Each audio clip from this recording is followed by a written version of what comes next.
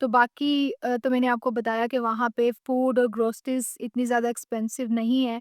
फिर कंपटीशन यहाँ पे इतना ज़्यादा हाई नहीं होता। जब टूरिज़्म ज़्यादा है तो जॉब की अपॉर्च्युनिटीज़ भी ज़्यादा हैं। आप क्रोएशिया के बारे में वीडियो बनाने के लिए ताकि आप सब लोगों को फ़ील हो कि क्रोएशिया जाके आप लोग किस तरह का एनवायरनमेंट एन्जॉय कर सकते हैं। अगर आप लोग भी यूरोप में स्टडी करना चाहते हैं विदाउट ब्रेकिंग द बैंक तो क्रोएशिया एक हिडन अपॉर्च्युनिटी है पाकिस्तानी स्टूडेंट्स के लिए।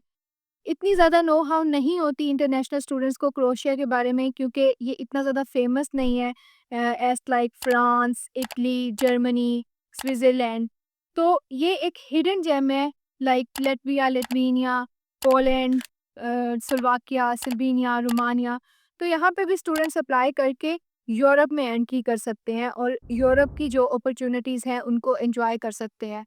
अब क्रोएशिया की अगर मैं बात करूँ तो उसका क्रोएशिया की जो लोकेशन है और जो क्रोएशिया कंट्री है वो बीचेस से भरा हुआ है और इस तरह का कुछ उसका व्यू है। इसीलिए मैं आज रिवर पे आई हूँ क्रोएशिया के बारे में वीडियो बनाने के लिए ताकि आप सब लोगों को फ़ील हो कि क्रोएशिया जाके आप लोग किस तरह का एनवायरनमेंट एन्जॉय कर सकते हैं। सबसे पहले बात करते हैं क्रोएशिया की। तो क्रोएशिया यूरोपियन कंट्री है, यूरोप में आता है बल्कि शेंजन का पार्ट है। अगर आपको क्रोएशिया का वीज़ा मिलता है तो आप शेंजन कंट्रीज़ में ट्रैवल कर सकते हैं, इंटर्नशिप्स कर सकते हैं, एक्सचेंज सेमेस्टर्स कर सकते हैं।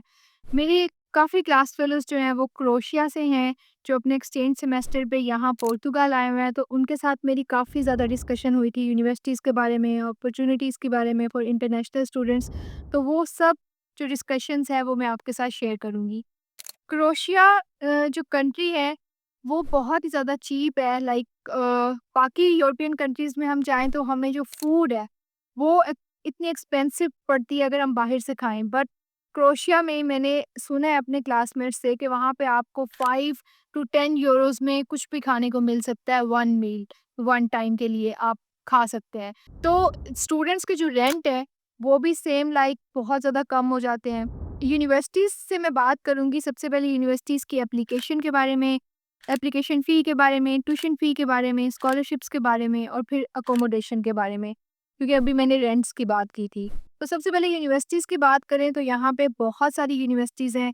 ज़ेड्रेक कैपिटल है क्रोएशिया का, यूनिवर्सिटी ऑफ ज़ेड्रेक में आप अप्लाई कर सकते हैं।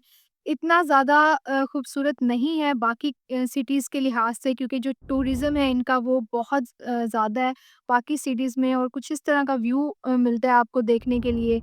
बीचेस बहुत ज़्यादा है अगर आप यूनिवर्सिटी ऑफ स्प्लिट में अप्लाई करते हैं तो जिन स्टूडेंट को बीचेस पसंद है, बीचेस वाला एनवायरनमेंट पसंद है वो यहाँ पे अप्लाई करें। फिर यूनिवर्सिटी ऑफ ज़दार है, अलजबरा यूनिवर्सिटीज़ है। इन सब यूनिवर्सिटीज़ में आप अप्लाई कर सकते हैं इंग्लिश टॉट कोर्सेज़ में। English taught courses like in fields of computer science, IT, uh, technology, then innovation and management, entrepreneurship, economics, बहुत सारी फील्ड्स में आप अप्लाई कर सकते हैं। फिर कंपटीशन यहाँ पे इतना ज़्यादा हाई नहीं होता कि स्टूडेंट्स को एडमिशन ना मिले। स्टूडेंट्स अपना एडमिशन सिक्योर कर सकते हैं ईज़िली। यूनिवर्सिटीज़ की जो एप्लीकेशन फ़ी है वो 50 यूरो से 100 यूरोज़ तक होती है और जो यहाँ की यूनिवर्सिटीज़ की ट्यूशन फ़ी है वो अफोर्डेबल है just like 3000 euros per year. Admission secure कर लिया लेकिन स्टूडेंट्स का मेन फ़ोकस होता है कि लिविंग एक्सपेंस कैसे कवर होंगे। लिविंग एक्सपेंस की अगर मैं बात करूँ तो यूनिवर्सिटीज़ की अकोमोडेशंस होती हैं, उनकी वेबसाइट पे होता है। अगर उनकी अपनी अकोमोडेशन स्पेस नहीं है तो लिंक्स होते हैं वहाँ पे कि आप इस अकोमोडेशन में अप्लाई कर सकते हैं। यूरोप में स्टूडेंट फ्रेंडली अकोमोडेशंस होती हैं, शेयरिंग में होती हैं, आप डबल रूम ले सकते हैं, ट्रिपल रूम ले सकते हैं लाइक 3 बेड्स इन 1 रूम, 2 बेड्स इन 1 रूम जिसमें रेंट जो है वो बहुत मिनिमाइज़ हो जाता है। अगर आपका 300 एक रूम का रेंट है तो वो 150 हो जाएगा, 400 है तो 200 हो जाएगा। जब रेंट जो है वो बेयरेबल हो तो बाकी तो मैंने आपको बताया कि वहाँ पे फूड और ग्रोसरीज़ इतनी ज़्यादा एक्सपेंसिव नहीं है। तो स्टूडेंट का जो खर्चा है मंथली एक्सपेंस वो 300 से 600 यूरोज़ में हो सकता है। और वहाँ पे क्योंकि आप काम कर सकते हैं पार्ट टाइम 20 आवर्स से लेके 30 आवर्स वीकली। तो जब आप पार्ट टाइम काम करते हैं तो आप मंथली 400 यूरोज़ से लेके 700 यूरोज़ तक बना लेते हैं और उनसे आप अपना मंथली एक्सपेंस जो है वो बेयर करते हैं। अब अगर मैं बात करूँ कि ये जो लिविंग एक्सपेंस है ये आप कवर कर लेंगे जॉब से। पार्ट टाइम जॉब्स कौन-सी मिलेंगी वहाँ पे? तो पार्ट टाइम जॉब्स, क्योंकि क्रोएशिया कंट्री जो है वो एक टूरिस्टिक कंट्री है, बहुत सारे लोग विज़िट करने के लिए वहाँ पे जाते हैं। जब टूरिज़्म ज़्यादा है तो जॉब की अपॉर्च्युनिटीज़ भी ज़्यादा हैं। आप होटल्स में काम कर सकते हैं, एज़ अ शेफ़ काम कर सकते हैं, वेटर्स काम कर सकते हैं। फिर आप फूड डिलीवरी की जॉब्स कर सकते हैं। स्कूटर्स पे कर सकते हैं, उसके लिए लाइसेंस की ज़रूरत नहीं है।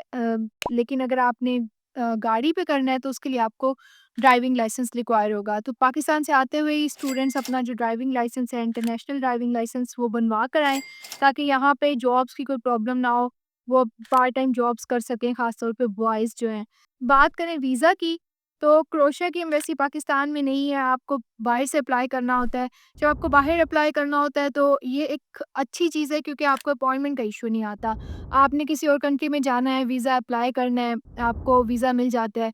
डॉक्यूमेंट्स आपके कंप्लीट होने चाहिए, आपने यूनिवर्सिटी की फ़ी पे की हुई है, एक्सेप्टेंस आपके पास आ जाती है, एक्सेप्टेंस होनी चाहिए आपके पास, आपका पासपोर्ट होना चाहिए वैलिड। तो ये सारी जो चीज़ें हैं, इस सब प्रोफ़ाइल बनाने के बाद आपने अप्लाई करना होता है आपने वीज़ा के लिए। जब आपका वीज़ा एक्सेप्ट हो जाता है तो तब आप मूव कर सकते हैं from Pakistan to European country which is Croatia.